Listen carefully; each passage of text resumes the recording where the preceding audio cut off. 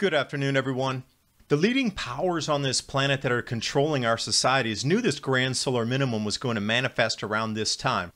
So they created the IPCC to give you an excuse so when you saw the weather changing, you would believe it's because of CO2, not because of the sun.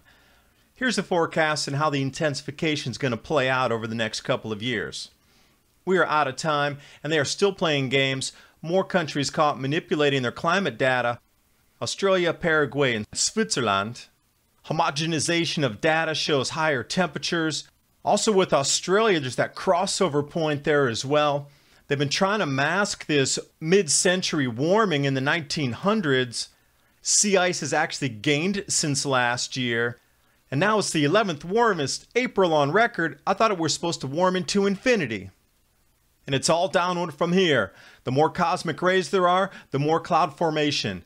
19% more clouds during this next solar cycle.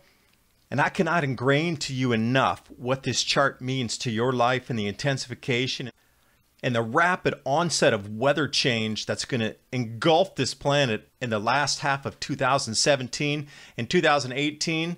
You can see the spread gets 4 times wider.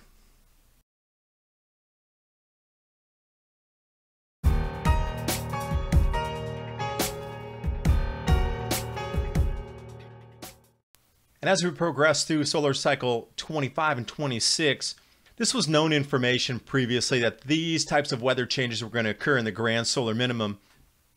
They invented the CO2 theory just so when you saw the weather changing around you, in front of you, in your neighborhoods, in your cities, that you would continue to go to work, pay your taxes, keep your money in the bank. If you really knew the effects were coming from the sun, the way you would structure your life and the actions you would take to prepare for this would have removed trillions of dollars from the economy. I present to you the forecast here. The last half of 2017 is going to double the intensification from 2016, the entire year, to 2017. And as we progress into 2018, it's going to be a 4 times amplification. And then 2019, it'll be a 6 times amplification from this last year. These changes are profound. It's going to change our society. And they're still playing their games. More countries now caught manipulating their climate data. Australia, Paraguay, and Switzerland. They consistently report higher than actually recorded temperatures. Now they've been playing this game for a while, trying to mask that mid-19th century warming.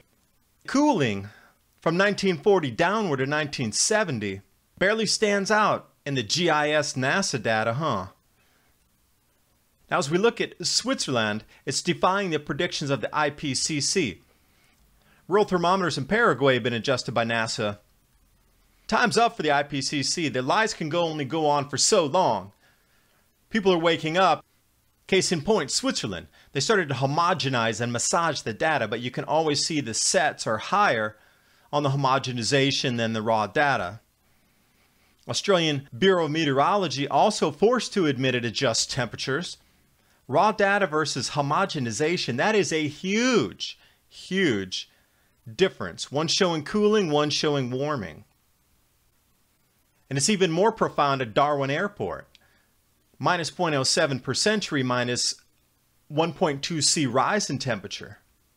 And then if we're looking at all-time warming like was predicted by the IPCC and everybody else out there screaming that it's still CO2, how is it the 11th warmest April on record? It should be the first, because we should continue to warm and warm and warm, should we not?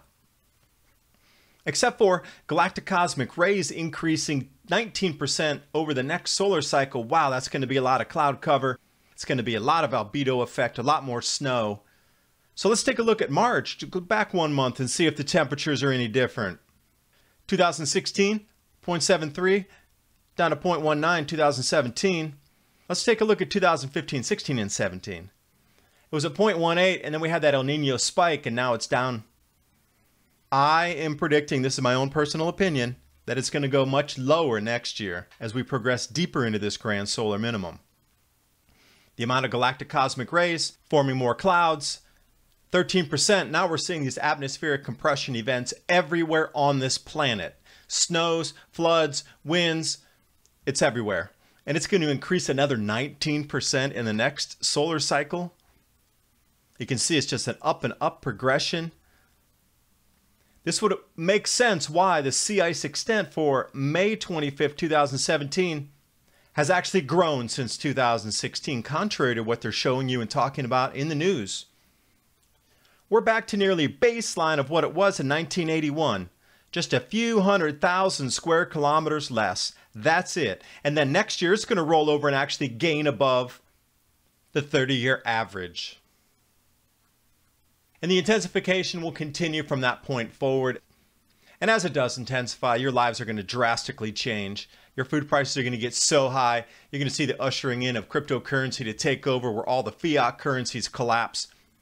You're going to have to learn how to grow your own food. Our lives are going to change in a dime right here, right now. You have about 3 to 4 months left before the changes really start in earnest. The food price rises are going to begin then as well when the harvest comes in October, November, and they say, whoa, the harvest is not nearly as high as predicted, and then whoom, right up there we go in the global food prices, and it begins at that point.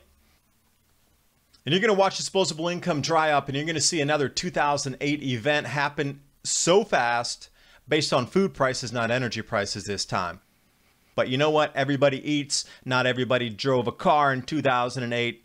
The amplification of the economic downslide is going to be 3x, 5x from what it was in 2008 just because it's based on food costs. Thanks for watching. Hope you got something out of the video.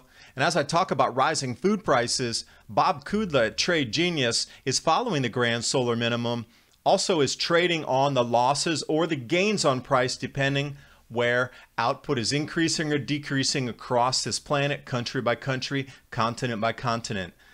Talk to him. He'll fill you in on what's going on and how they see the future as I do rolling out for the next 5 years.